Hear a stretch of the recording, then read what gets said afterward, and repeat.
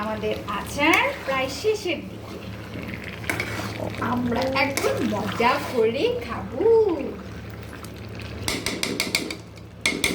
অর্ণব, তুমি কি খাবে?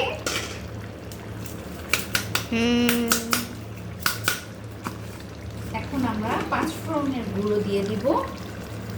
এটা একটা ভালো ফ্লেভার আনবে এবং খেতে ভীষণ মজা লাগবে,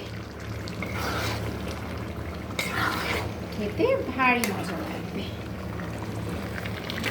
আপনারা দেখতে পাচ্ছেন তেল একদম উঠে গেছে উপরে। এটা ভাত দিয়ে খেতে, শুধু খেতে,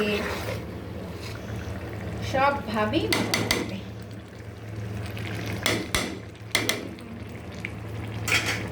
জাস্ট এখন এটার উপরে আর একটু 5 ফোড়নের গুঁড়ো দিয়ে দিব।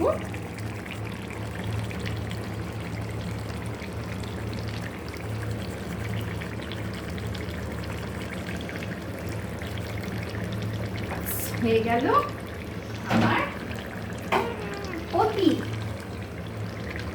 পছন্দের একটি আমের আচার রেসিপি।